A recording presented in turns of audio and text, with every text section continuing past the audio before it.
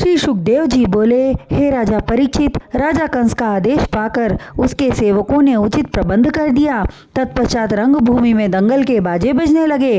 कंस के पहलवान अखाड़े में ताल ठोकने लगे। उधर प्रातःकाल के नित्य कर्मों से निवृत्त हो स्नान ध्यान करके दंगल देखने की इच्छा से श्री कृष्ण तथा बलराम ग्वाल बालों को संग ले उस स्थान पर जा पहुंचे जहां रंगभूमि में प्रवेश करने के लिए द्वार बना था। द्वार पर कुबल्या पीड़ हाथी के लिए हुए पहलवान खड़ा था।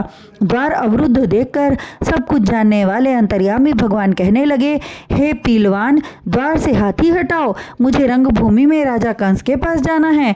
महावत ने श्री कृष्ण की बात अनसुनी कर दी। तब वे पुनः बोले, क्या तुझे सुनाई नहीं देता जो इस तरह हाथी के लिए द्वार पर खड़ा है?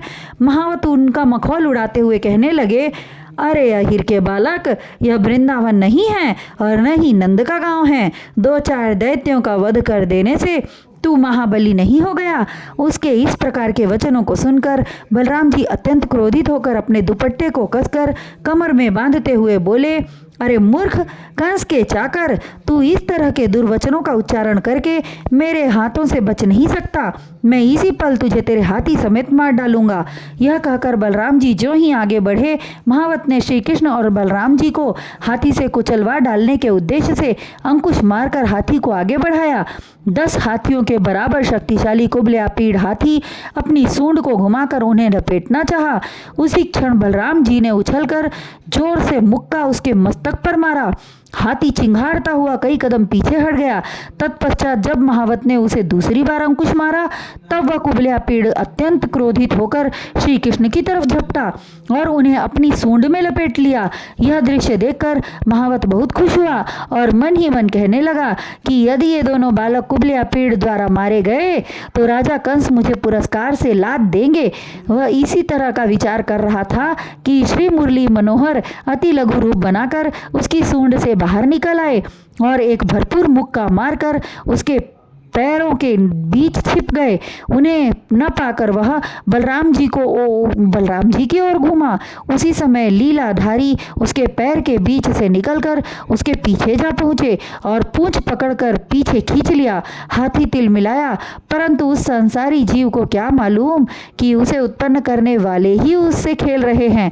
हे राजन, जब कुबल्या पीड़ ने बलराम की तरफ से ध्यान हटाकर श्री कृष्ण जी की ओर चला तो बलराम जी उसकी पूंछ को पकड़कर खींचते हुए उसे कुछ दूर तक पीछे ले गए और जोर का एक मुक्का उसकी पीठ पर मारा, जिससे वह और अधिक क्रोधित हो गया और श्री कृष्ण जी को अपने सूंड की ठोकर मारकर पृथ्वी पर गिरा दिया और अपने दांतों से उन्हें फाड़ डालने के लिए अपने विशाल दांतों का उपयोग करने लगा। उस समय सभी ग्वाल बाल उस दृश्य को देखकर भयभीत होने लगे। तब श्री कृष्ण जी ने उसके दोनों दांतों को पकड़ा और बलराम जी उसकी सूंड को पकड़कर उसे उमेटने लगे।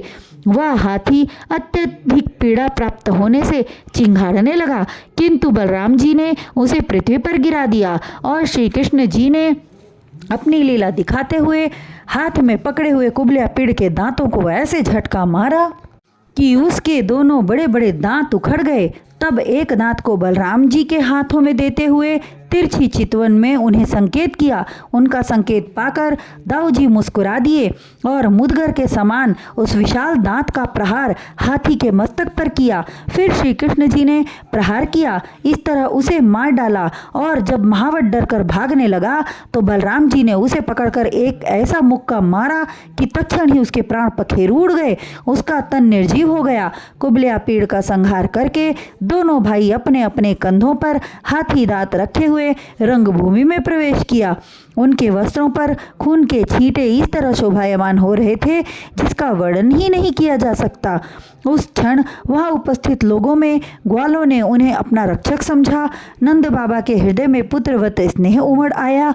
मथुरा की स्त्रियों के साक्षात कामदेव प्रतीत हो रहे थे और शत्रुओं की दृष्टि में शत्रु दिखाई दे रहे थे।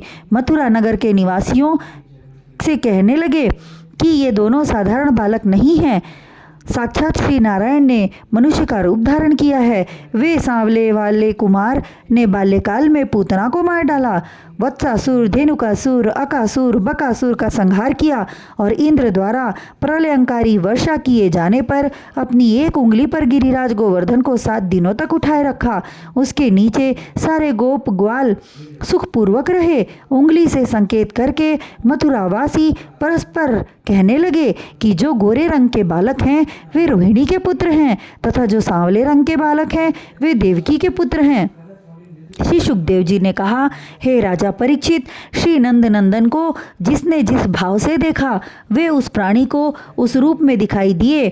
उसके बाद कंस के पूर्व आदेशानुसार श्री कृष्ण से मल्ल कुश्ती करने की इच्छा व्यक्त करते हुए चाणूर ने कहा, हे कृष्ण, तुम दोनों अत्यंत बलशाली तथा वीरों में उत्तम वीर हो। हमारे महाराज कंस जी तुम्हारी कुश्ती देखना चाहते हैं। महाराज को प्रसन्न करने के लिए कुश्ती करो। महाराज को प्रसन्न करने के लिए कुश्ती लड़नी चाहिए। राजा को प्रसन्न करना तुम्हारा प्रथम धर्म भी है। भगवान कुंज बिहारी भी यही चाहते थे, किंतु प्रत्यक्ष में गंभीर बनकर बोले, हे पहलवान चाणूर, महाराज कंस को हम क्या प्रसन्न कर सकते हैं, किंतु इस बात का ध्यान धरो कि क्या मुझ जैसे बालक से तुम्हारा लड़ना न्याय संगत है। हमें अपनी आयु के बालकों के साथ कुश्ती लड़ना उचित होगा। फिर भी तुम राजा कंस की प्रसन्नता की बात करते हैं, तो हम कुश्ती लड़ने के लिए तैयार हैं।